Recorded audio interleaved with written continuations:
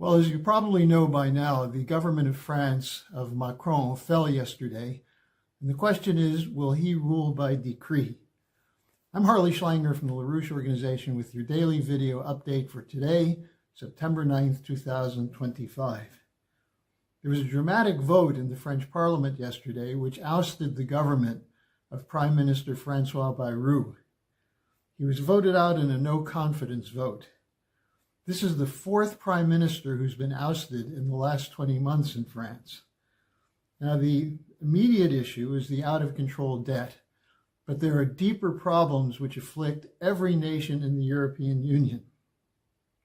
Now, Macron has announced that he will pick a new prime minister, possibly within days, but protesters are already in the streets demanding his resignation, demanding that he step down. His popularity is calibrated at about 15%, and he's still in the presidential office until 2027. Now, he's a leading figure in what's the so-called E3 coalition, also known as the Coalition of the Brain Dead by Ray McGovern. And these are the three countries, the United Kingdom, France, and Germany, which are insisting on preparing for a war with Russia. And what you see is that in order to do this, they're going to have to spend huge amounts of money to build up their military. There's discontent in the militaries in these countries, but great discontent in the population because the economy is in terrible shape throughout Europe. Now, Bayrou, in his comment to Parliament before the vote, said, "You, honorable lawmakers, have the power to overturn the government, but not the power to overturn reality." Well, the problem is they refuse to face reality. And one of those realities is that Ukraine cannot win the war. And the second reality is that austerity, for the sake of military buildup, will wreck the already weak economies of the Eurozone. There's opposition to Macron from the left and the right, but what we see in France is a problem that faces virtually every government in Europe. There are 3 points here. One is the decision to go for war, for military buildup, with the idea that they'll create an enemy image of Russia so the population will fork over the money that's required to prepare for war. But they refuse to accept the idea that Ukraine is lost, that Putin has no intention of going to war with the rest of Europe, and that the European countries themselves do not wish, or the populations don't wish to go to war. Secondly, the Green Deal, the anti-technology, anti-science policy, which is deindustrializing countries, leading to higher energy costs, collapse of infrastructure. This is part of the economic crisis afflicting all of Europe. And the third point is the surrender of sovereignty to the non-elected bureaucrats of the European Union. This is an anti-democratic move. We see time after time elections, for example, in Romania, where the European Union doesn't accept the results of the popular vote. You look at France, as I mentioned, Macron, 15% popularity. How can a president rule with 15% popularity? So Macron has two options. One is choose a new prime minister, or 3 options, new elections, or he can pull a Zelensky, rule by decree. Now, the reality is that what's needed is a fundamental change in the approach to government, fundamental change in the relationship of governments to the people. Now, this is what is intended by the circulation of a statement by the Schiller Institute, written by Helga Zepp-LaRouche, titled, "The Nations of the West Must Cooperate with the New World Economic Order." And it's linked in the description section of this update. Now, many of you react when you hear New World Economic Order because you're thinking of the New World Order of the George H.W. Bush, the Rockefellers, the Rothschilds, the World Economic Forum, and so on. That's not what we're talking about. That is the Great Reset to establish a global central bank dictatorship on behalf of the global oligarchy. That's been the direction we've been going in as part of the continuing imperial policy from the City of London and Wall Street. Now, the New World Economic Order that we're talking about is the Eurasian policy, adopted again at the Shanghai Cooperation Organization meeting just concluded in Tianjin, China.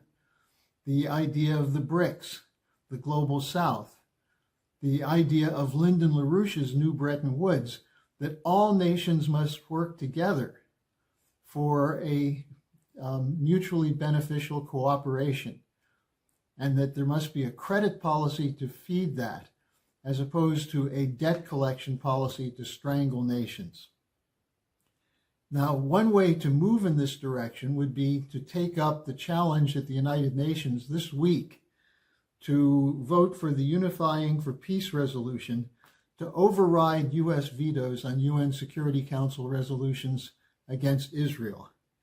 It's now clear to virtually everyone in the world that Israel is engaged in a genocide against the Palestinian population, a continuing war, the excuse for which is the Hamas attacks on October 7th, nearly 2 years ago.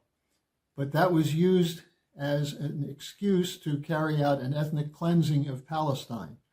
The reality is that it was the occupation, which goes back to 1967, and the refusal of Israel to negotiate honestly and fairly with the Palestinian population, that triggered the Hamas attack. That's not to justify what Hamas did, but neither is Israel justified by slaughtering, to slaughter children as an attempt to stop terrorism. Now, that's why when some of you say it's not a solution just to pass a resolution in the United Nations, that's true, unless it passes as a result of an open rebellion by the populations, by citizens. Now, that's what we're starting to see. Demonstrations worldwide against the genocide, demanding that governments act. The government of Spain, for example, just shut down its ports to shipments of goods to Israel. There's similar motion in a number of other countries. Now, the urgency of this is that today, this morning, the Israel Defense Forces spokesman said that they're prepared to invade Gaza City now. And they issued an evacuation order to hundreds of thousands of people, saying that your safety depends on evacuating right now. Talks between Israel and Hamas, which President Trump is pushing, are stalled, in large part because Netanyahu doesn't want the talks. Netanyahu is being held hostage to his extremist Greater Israel partners, who will accept nothing less than a destruction of the Palestinian population and the forced transfer of them out of the country. So what would stop the psychotic gang that's running Israel right now? Well, cut off of aid from the United States is number one. Combine that with sanctions from the rest of the world, condemnation from the rest of the world, cut off of aid. Only under those circumstances would a UN General Assembly resolution have an impact that could stop the killing. And that's why this leaflet is so important. We need a change that comes from the citizens, that moves governments to act on behalf of the interests of their citizens. Now, the financial crisis, which brought down the Macron government, is affecting the whole world. And the solution to that is cooperation of the sort that was discussed in Tianjin, which includes the unification of major powers such as Russia, China, and India, with a commitment to mutually beneficial connectivity, integration of countries, investment in physical economic goods, especially in infrastructure. And this is something the West could join. Putin held open to the United States that the U.S. could be a partner in this great